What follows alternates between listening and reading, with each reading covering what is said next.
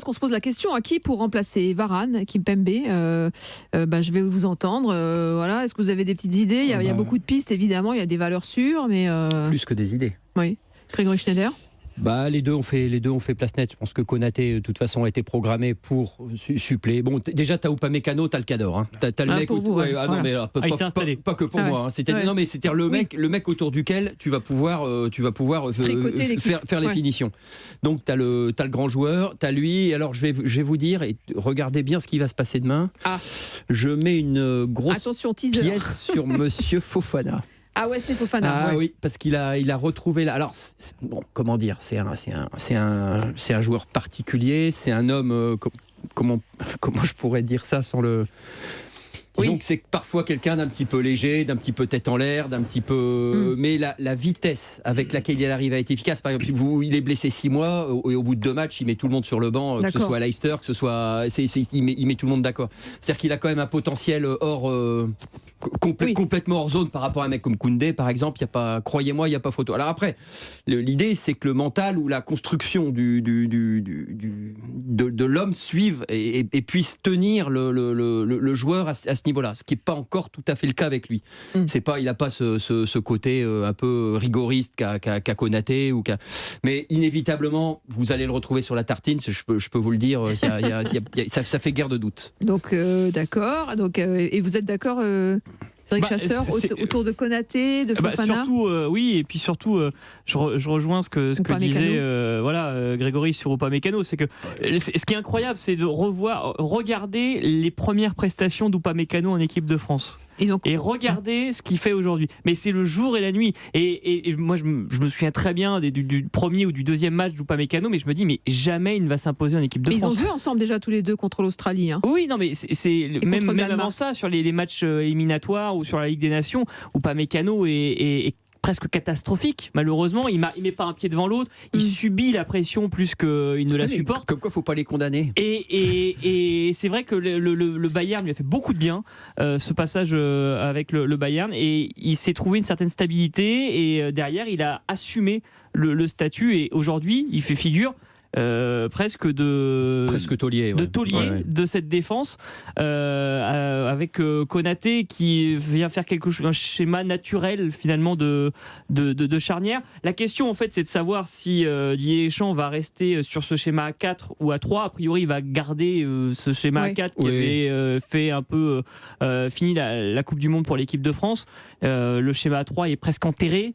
Et donc ça veut dire qu'il y a certains pistons, comme on les appelle, qui vont perdre des places, et on va plutôt avoir des latéraux naturels ou des défenseurs centraux capables d'évoluer à gauche ou à droite pour dépanner si besoin. Allez, 20h23, vous êtes sur Europe 1, c'est Europe 1 Sport, on est ensemble jusqu'à 23h, évidemment, comme tous les soirs. Ce soir, il y a de la Ligue des Champions, le match 8e de finale retour entre le Real Madrid et Liverpool avec Karim Benzema. On va en parler dans quelques instants, ça va être un match de dingue avec beaucoup de buts, on l'imagine, on l'espère. En tout cas, on est avec Jimmy Algerino, Grégory Schneider, Cédric Chasseur et Juan José Dorado, et on parle justement de cette liste de Didier Deschamps qui sera donc dévoilée demain pour les 2 premiers matchs qualificatifs pour l'Euro 2024. Jimmy Algerino, cette défense, vous la voyez comment ? Il y a des noms qui sont sortis dans cette émission, Wesley Fofana, Konaté, Upamecano, Camavinga aussi, vous y croyez ?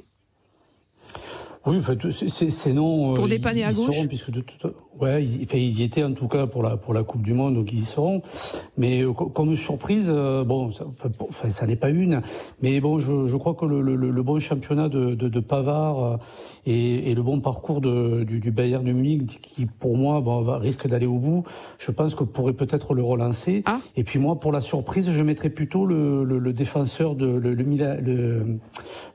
Milan AC, Kalulu, qui pourrait faire peut-être une surprise et être testé sur ses premiers rassemblements, parce qu'il a le potentiel et cette aptitude de pouvoir s'intégrer et venir rajouter de la performance à ce poste-là, sachant que c'est vrai, pour l'équipe de France, il y a quand même de très très bons joueurs qui peuvent jouer à ce poste-là. Juan José Dorado. On attend la surprise du chef, de Didier Deschamps, parce qu'il nous avait surpris lors du mondial avec Camavinga en tant que latéral gauche. On était tous surpris, et puis on a vu que même au Real Madrid, Ancelotti a décidé de le mettre côté gauche aussi.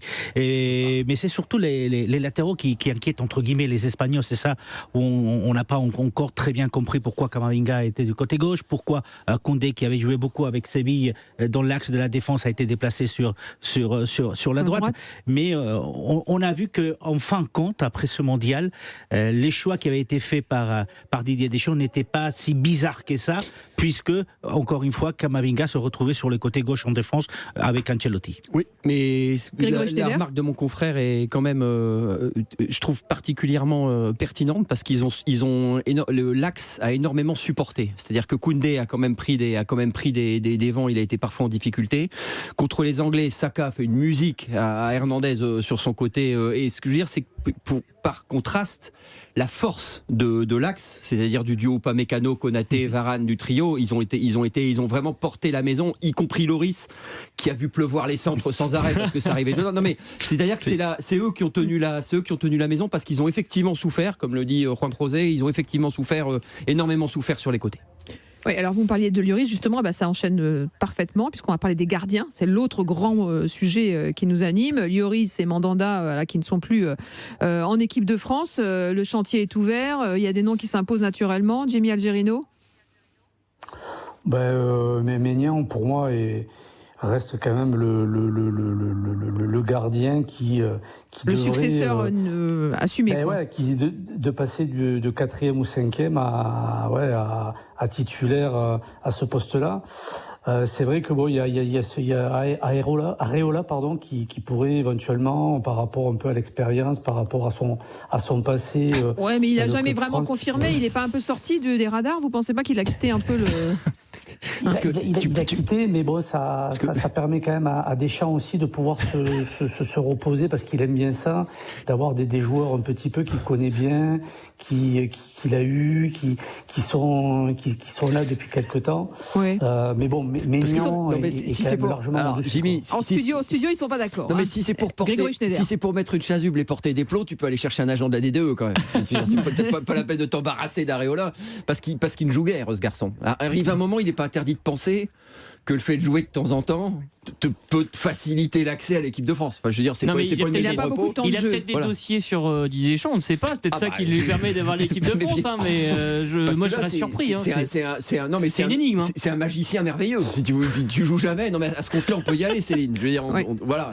Il y a Samba. Aussi. Oui, Brice Samba. Qui lui joue. Alors, oui, sur le coup, c'est ça. Non, mais en fait, le poste de 3e gardien, c'est celui où on a les gardiens potentiels qui jouent le plus. C'est-à-dire Brice Samba, Alban Lafont, par exemple, pour ne prendre que ces deux exemples-là. Mais Maignan en 1, et Samba si vous allez chercher et Lafont derrière. Si vous avez la logique qui souvent prévaut, et tu vas chercher le mec des espoirs, et c'est Meslier quand même. Ouais, c'est Meslier. Ouais. Ah bah oui, le gardien de voilà, tout à fait. Jimmy Algerino. Céline, on sait très bien que sur certains postes, et le poste de gardien, même si c'est numéro 3, il y a besoin d'avoir des joueurs qui peuvent avoir un impact, qui peuvent avoir aussi une personnalité, qui peuvent avoir aussi la confiance du coach pour pouvoir après le faire rayonner au sein du groupe. Et c'est peut-être pour ça aussi que certains joueurs, certains profils sont là, même s'ils jouent pas trop en club. Et puis surtout, tous ces joueurs, tous ces gardiens dont vous venez de parler, ce sont de jeunes gardiens, et qui n'ont pas d'expérience avec l'équipe de France. Donc tout ça, il faut bien se lancer aussi. Quand on connaît Deschamps, on sait très bien que c'est primordial pour lui d'avoir ce genre de profil. Et après, bien sûr, le talent vient en même temps. Juan José Dorado. C'est très difficile de remplacer Lloris, parce qu'on n'oublie pas, au-delà de ses performances sportives, au-delà du poids qu'il avait dans le vestiaire, c'était le capitaine de cette équipe des France. Il est depuis très longtemps. Et c'est vrai que c'est un poste très, très particulier. Alors, Maignan, effectivement, c'est le remplaçant naturel de Lloris. Mais derrière, il faut former des jeunes. Et donc, effectivement, Mbamba, on peut le mettre du côté Samba, deuxième, troisième gardien, mais c'est surtout le poids des juristes qui est très difficile à remplacer. Et puis, est-ce qu'il va avoir les épaules nécessaires, Oui. et sportivement parlant, avec cette équipe de France dont on parle d'un axe de la défense qui est plus ou moins établi, mais sur les côtés, on voit qu'il y a des soucis avec les latéraux. Ça reste très compliqué. C'est beaucoup plus simple de remplacer le milieu de terrain quand on a remplacé Pogba à la limite que de remplacer aujourd'hui Lloris. C'est Grégory Schneider. d'autant que c'est quand même un mec à part. C'était quelqu'un, par exemple, qui était assez proche des joueurs qui, à un moment donné, étaient un peu en marge. C'est-à-dire Hugo Lloris. c'est Oui. arrivé à Giroud, par exemple. Il était très proche de Giroud. Quand Pavard a eu des difficultés, il était très proche de Pavard. Ça veut dire que quand il arrive une catastrophe ou quelque chose qui va pas, tu vas devant les médias, tu dis attendez, vous touchez pas aux gamins, c'est sur moi que c'est moi qu'on allume parce que je suis là devant vous. Enfin, Ouais, il faisait par feu un peu. Ouais, Oui. non mais c'est quand même très spécial et tu as le niveau de performance. Alors ça c'est pour ça que c'est très mystérieux parce qu'on dit techniquement on va tous se mettre d'accord pour dire qu'aujourd'hui Maignan est un peu meilleur que Lloris, mais un gardien c'est jugé sur quoi? En phase finale d'une Coupe du Monde, il y a 4 arrêts à faire. Il y a celui qui les fait, il y a celui qui en fait 3, il y a celui qui en fait 2, il y a celui qui en fait 0. Bah Lloris il fait les 4.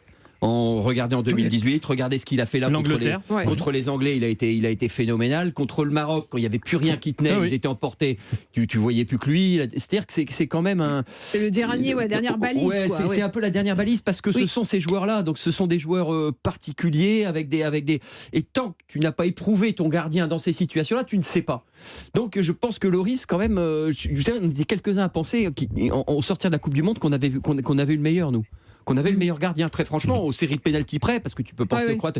Mais sur les matchs, sur les 90 minutes ou les 100, c'est quand même phénoménal. Surtout, il faut avoir les épaules, effectivement. Oui, Il va falloir être costaud pour endosser le costard. Parce que tu le sentais à un moment donné, quand plus rien ne va, tu sentais que c'était lui ou Varane ou parfois pas Mécano. Mais voilà, c'est comme les joueurs, c'est là que ça se passe. C'est là que l'histoire du foot s'écrit. Et là, c'est difficile de savoir ce qu'il y a au fond du mec. Et sa voix portait sur le terrain beaucoup plus que le seul son qu'on peut avoir dans les conférences de presse d'Hugo Lloris, où là, pour le coup, c'était une voix qui était beaucoup plus calme et posée, mais sur le terrain c'était complètement différent du côté d'Hugo Lloris. Moi, la seule crainte que j'ai avec Mike Maignan, davantage que sur la capacité à gérer sur sa ligne ou à gérer sa défense, c'est physiquement. Si les blessures vont pouvoir s'éloigner un peu de lui, moi j'ai une petite crainte sur sa capacité à tenir, sa fragilité musculaire, notamment au niveau des mollets. Si il va pouvoir enchaîner, parce que du coup ça va, les matchs de l'équipe de France, les rassemblements vont s'enchaîner avec les matchs du Milan. Donc c'est ma seule petite inquiétude aujourd'hui sur la capacité de Mike Maignan à devenir numéro 1. Jimmy Algerino, pour finir. Ouais, pour conclure. Oui, ce que je voulais dire, c'est qu'il ne faut pas oublier, vous savez, par rapport à ce poste-là et aux joueurs d'expérience, comme Areola, c'est que Didier Deschamps, avec tout ce qui s'est passé, que ce soit à la Fédé, son renouvellement, les prochaines échéances, il va prendre zéro risque, il va prendre zéro, même si le gardien est très très bon dans son club, il va faire en sorte de tout maîtriser au centimètre près, au millimètre près. Et c'est vrai que de s'appuyer sur des joueurs qu'il connaît bien, sur lesquels il les a côtoyés déjà depuis pas mal de sélections et pas mal de temps, mais ça sera aussi pour lui quelque chose en moins à gérer parce que il y a tellement de choses à faire et tellement de choses peuvent se passer qu'il a pas besoin de se rajouter de jeunes joueurs ou des joueurs sans expérience qui pourraient peut-être passer à travers ou avoir des difficultés. D'où Areola dont vous parliez. Merci Ginny Algerino. En tout cas, évidemment, demain on sera fixé et on verra si vous avez été perspicace, les garçons. On en reparlera demain.